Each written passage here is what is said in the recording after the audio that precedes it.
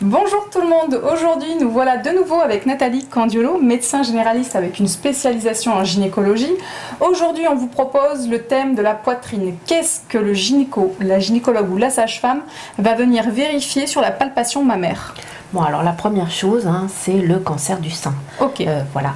Mais pas seulement. Ça va nous permettre aussi de palper pour chercher des kystes.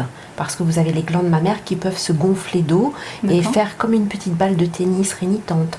On a aussi des masses qu'on appelle adénofibromes, des masses de fibres musculaires qui font un peu comme un noyau d'abricot, un noyau de cerise, qui sont un peu durs, qui paniquent souvent les jeunes filles qui viennent nous voir en nous disant oh, j'ai une boule docteur, voilà. Et qu'est-ce que c'est? Et donc on va surveiller avec des échographies chez les jeunes filles, on fera des mammographies qu'après 30 ans, c'est trop tôt de les faire avant. On peut aussi regarder sous les aisselles, est-ce qu'il n'y a pas de ganglions? D'ailleurs, sous les aisselles, il peut rester des glandes mammaires. Il arrive aussi qu'on ait un mamelon surnuméraire, parce qu'au moment de l'embryologie, quand on se forme dans le ventre de sa maman, on a des mamelons qui se mettent sous l'aisselle, le mamelon, un en dessous, et ça peut descendre jusqu'à l'aine, qui vont disparaître, mais vous avez certaines dames qui ont des mamelons surnuméraires, donc on peut les rassurer.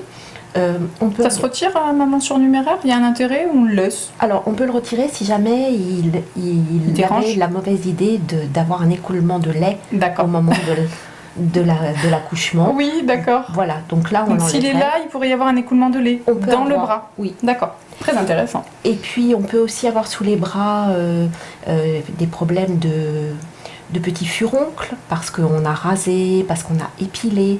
On peut avoir aussi des lipomes, ça nous fait des boules, c'est parce qu'on a des rondeurs. Donc c'est une masse qui est très souple. Donc il faut voir est-ce qu'on l'enlève, est-ce qu'on l'enlève pas. Et puis on va aussi s'intéresser à toute l'aréole. L'aréole, c'est ce qui est autour du mamelon de coloré. Je mettrai une photo à la fin de la vidéo. Il y a des petits poils qui peuvent s'infecter. Et on va enfin s'intéresser au mamelon, parce que le mamelon, parfois, il va se rentrer.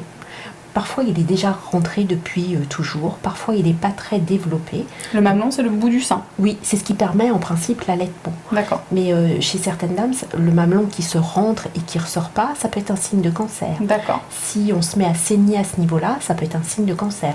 Donc là, il faut venir consulter tout de suite. Très bien. On va aussi regarder est-ce qu'il n'y a pas des écoulements de lait. Parce qu'on peut avoir des pathologies au niveau de l'hypophyse qui font qu'on a des sécrétions de lait, ou prendre des médicaments qui pourraient donner des sécrétions de lait.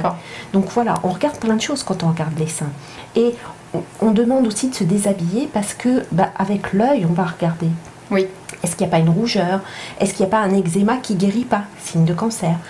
Donc on va à la fois utiliser l'œil et la palpation, le toucher. Très bien, voilà. Merci d'avoir répondu à ces questions, parce que voilà, dans l'inconscient collectif, chez le grand public, on se dit, on nous touche les seins pour savoir s'il y a un cancer, et en fait, il y a plein d'autres choses que la docteure regarde. Merci beaucoup Nathalie, et merci à vous de nous avoir écoutés, on vous dit à bientôt. Au revoir.